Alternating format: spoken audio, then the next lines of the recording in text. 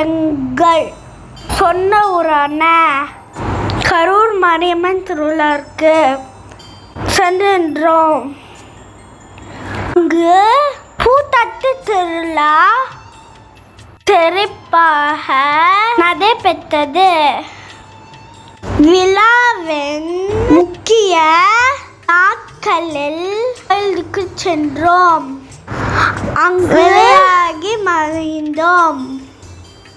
அதன் பிறகு எங்கள் தாத்தாவின் கிராமத்தில் உள்ள திருவிழாக்கு சென்றோம். எங்கள் பாட்டாவின் கிராமத்து திருவிழாக்கு சென்றோம். இங்கு உறவினர் உடன் கூடி மகிழ்ந்தோம். இது எங்களுக்கு இருந்தது. நன்றி.